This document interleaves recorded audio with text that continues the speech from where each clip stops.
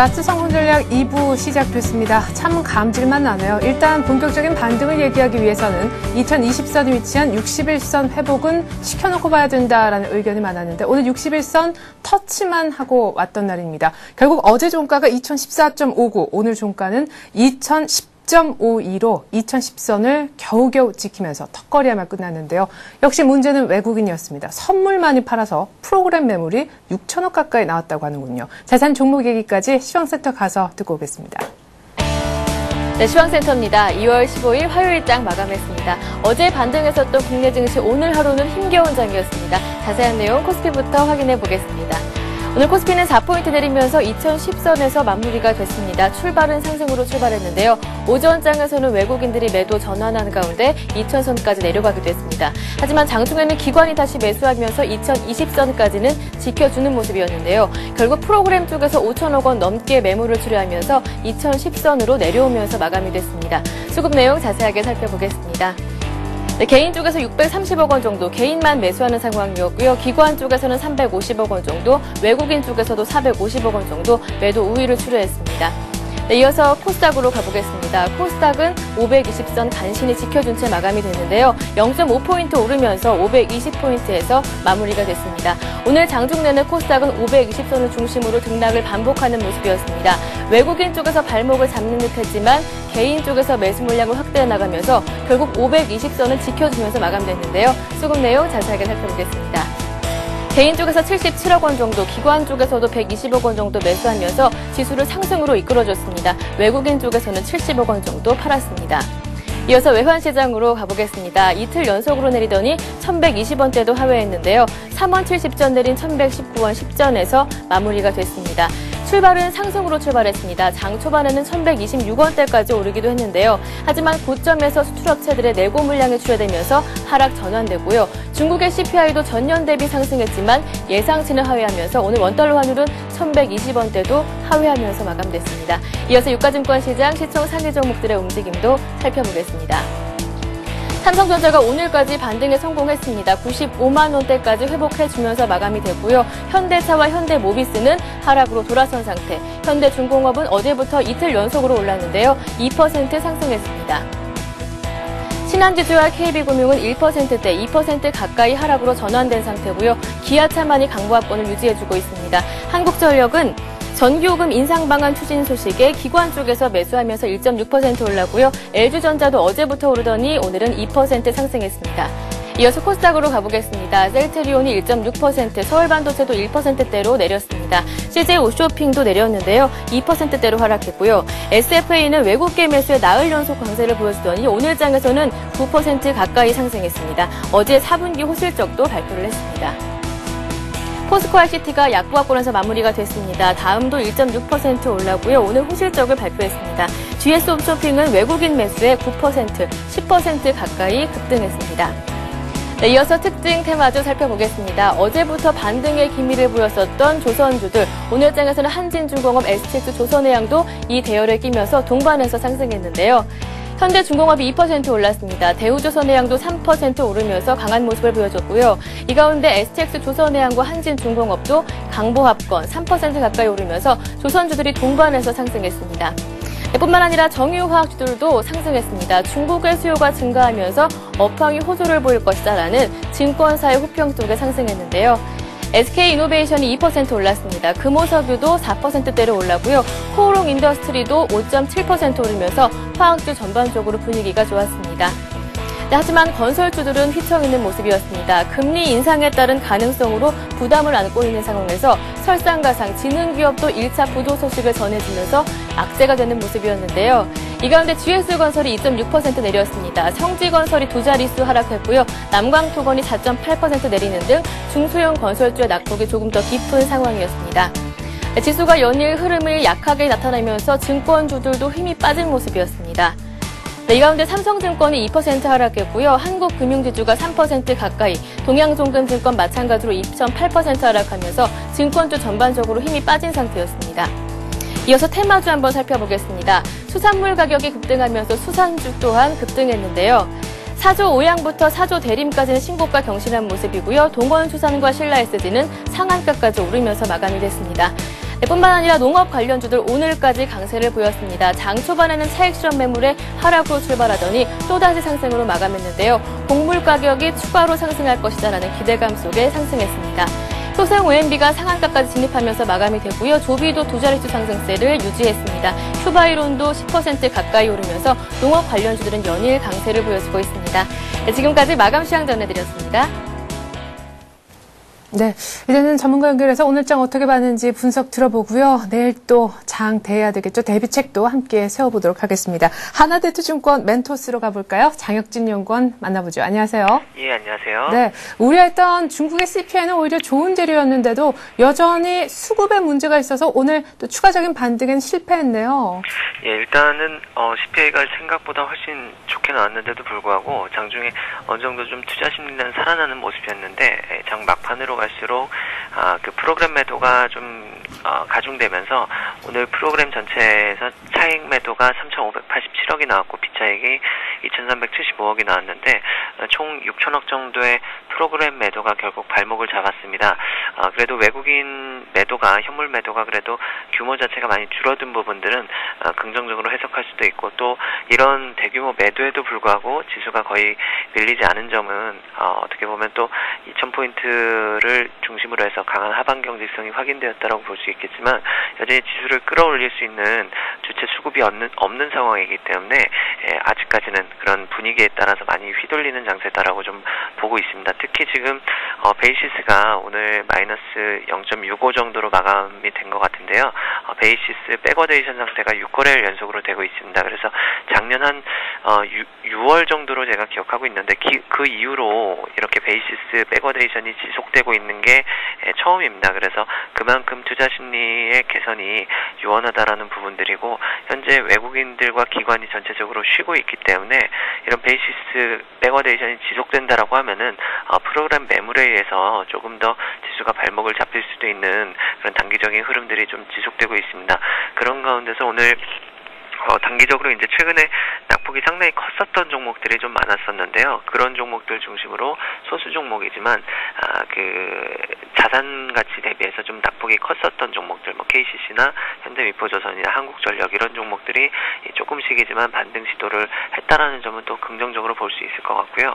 중국의 CPI도 주목을 해봐야겠지만 어제 중국 무역 수지가 이제 흑자가 좀 감소하면서 나왔습니다. 그래서 어느 정도 지금 최근에 이야기가 나왔었던 게 그 과잉 유동성에 대한 부담감과 인플레이션 부담감이었는데 어제 그 무역수지 흑자 감소하면서 중국 증시가 폭등을 하면서 마감을 했기 때문에 어느 정도 좀 이머징 증시의 투자 심리가 완화되기 시작했다라는 것들은 좀 긍정적인 이슈인 것 같고요. 그것과 함께 발맞춰서 오늘 우리나라에서도 화학업종과 또 조선업종들이 전체적으로 플러스를 보였고요. 또 두산인프라코어 같은 중국 관련주들이 중국의 반등과 함께 흐름을 다시 살리기 시작했다라는 점은 모멘텀이 없는 증시에 좀 긍정적인 이슈라고 좀 볼 수 있습니다. 또한 지금 최근에 미국 쪽 보시면은 노키아가 급락을 하고 있는데요. 그 상대적인 수혜로 LG전자와 삼성전자에 대한 외국인들 수급이 조금씩 강화되고 있는데 이러면서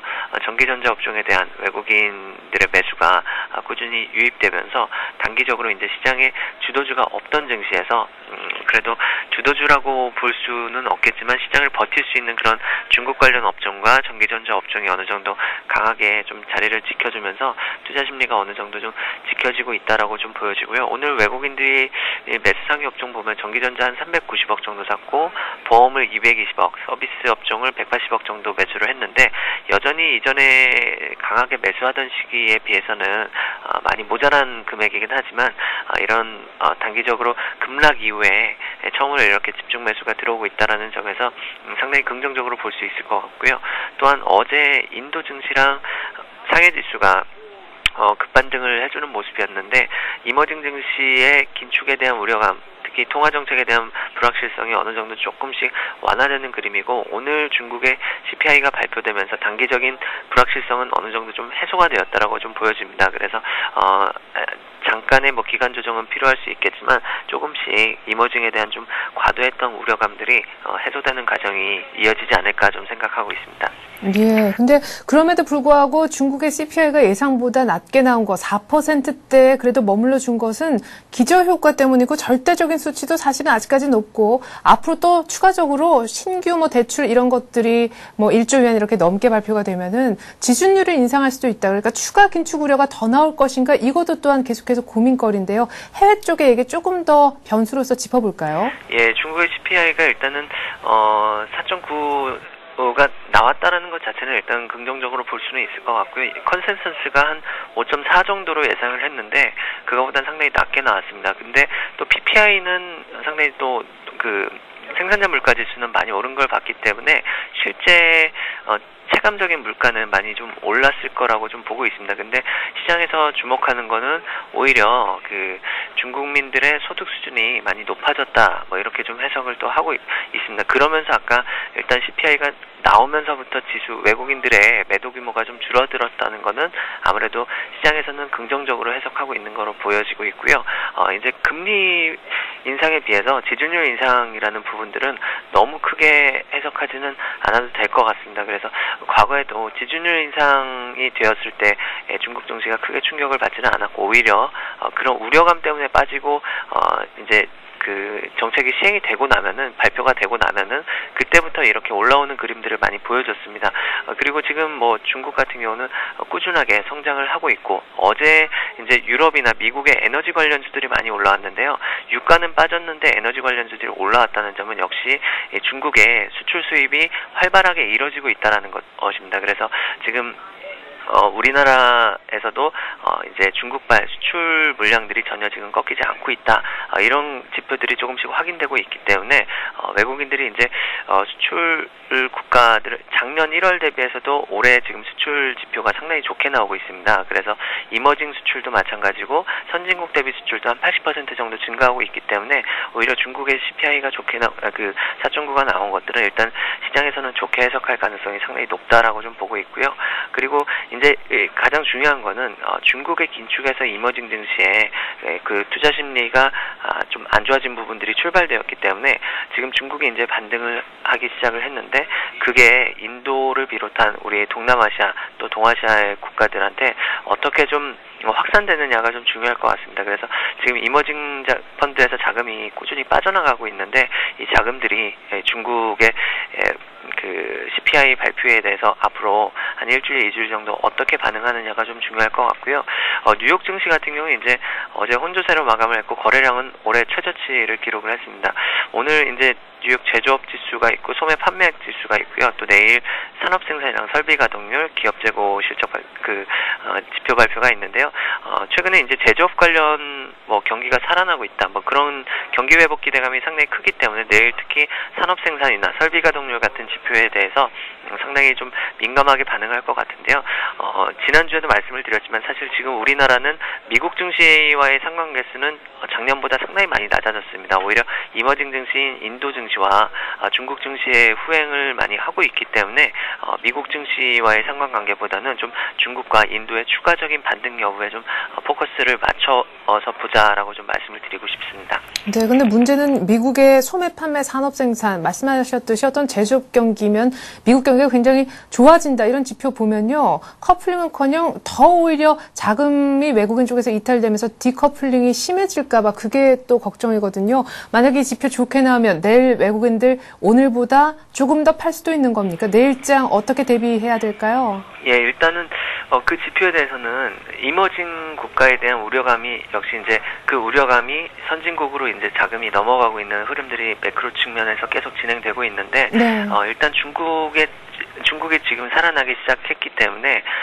내일도 지표가 좋게 만약에 발표가 된다라고 하면은 지난주나 지지난주보다는 훨씬 그런 선진국으로의 자금 쏠림 현상이 어느 정도 좀 완화될 수 있다라고 좀 보고 있고요. 특히 지금 미국 10년 물국채의 상승 흐름이 약간 좀 꺾여 있는 흐름입니다. 그래서 이머징 증시로 그 매수가 돌아오지는 조금 당장 돌아오기는 힘들어도 매도 규모는 좀 완화되지 않을까 개인적으로 좀 예상을 하고 있고요.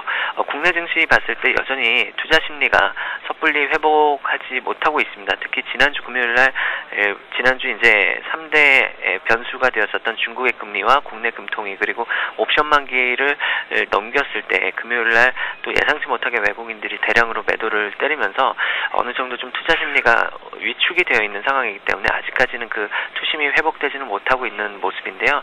아까 말씀을 드렸었던 자산 가치 대비해서 좀 낙폭이 큰 종목들이 또 있고요. 최근에 뭐 효성 같은 경우도 그랬지만 일시적인 모멘텀에 의해서 좀 급락한 종목들이 있는데요. 그런 종목들에 대해서 외국인들이 조금씩 매수를 하고 있다라는 업종과 상관없이 그런 자산 가치 대비 낙폭과대주에 대한 외국인들의 매수가 조금씩이지만 시작되고 있다라는 점은 좀 주목해 보실 필요가 있을 것 같고요.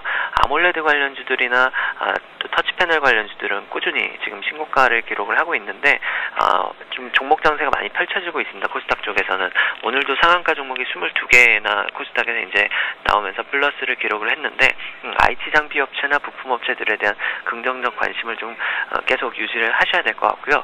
대형주는 오늘도 프로그램 매도세가 6천억이나 이렇게 쏟아지는 거 보셨겠지만 외국인들의 수급과 프로그램 매도가 당분간은 좀 발목을 잡을 수 있기 때문에 대형주 탄력은 좀 약화될 수 있기 때문에 아까 처음에 말씀드린 대로 대형주들은 좀 자산 가치 대비해서 낙폭이 컸었던 종목들로만 좀 관심을 가지시고 일단은 조금 여전히 리스크 관리를 대형주 쪽에서는 좀 해야 되는 시점이 아닌가 계속 말씀을 드리고 싶습니다.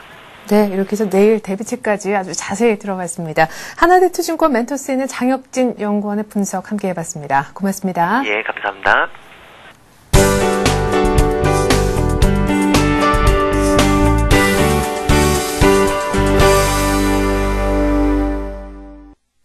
이 시각 주요 뉴스입니다. 지난해 여성 취업자가 1,000만 명에 육박하는 것으로 나타났습니다.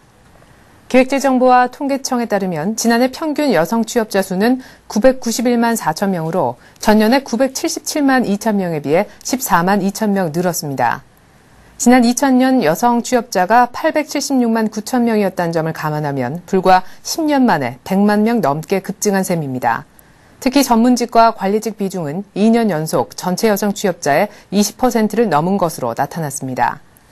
지난 1996년 전문직과 관리직 비중이 12%에 불과했던 것과 비교하면 여성의 사회 핵심 분야 진출이 크게 늘어난 것으로 보입니다.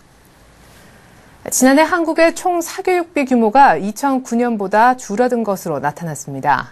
교육과학기술부와 통계청이 전국 1,012개 초, 중, 고 학부모 4만 4천 명을 대상으로 조사한 결과에 따르면 지난해 사교육비 총 규모는 약 20조 9천억 원으로 2009년에 21조 6천억 원에 비해 3.5% 감소했습니다.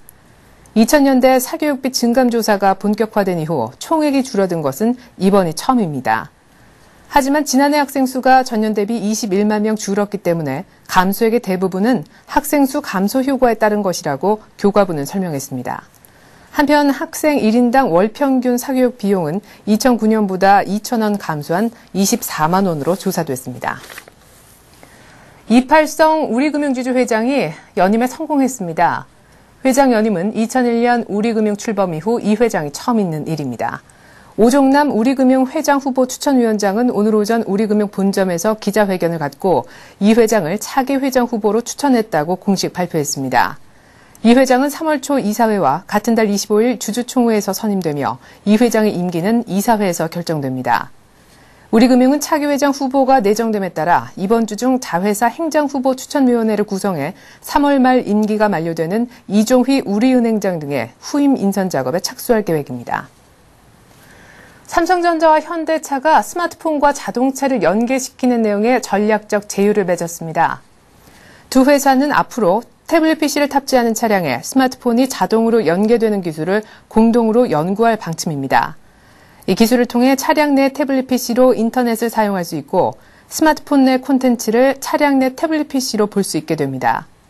이 같은 두 회사의 제휴는 최근 자동차와 IT의 결합이 급속하게 진행되면서 글로벌 기업인 양사가 윈윈하기 위한 선택인 것으로 풀이됩니다. 현대차는 최근 자체 개발한 태블릿 PC를 2013년부터 차량에 탑재할 방침으로 알려졌습니다. 네, 이상 2월 15일 화요일에 보내드릴 라스트 성공 전략 마칩니다. 중국 CPI가 예상보다 낮게 나왔지만 코스피는 오히려 떨어지면서 2010선에 턱걸이한 날입니다. 내일은 좀 오를 수 있으려나요? 내일 다시 오겠습니다. 고맙습니다.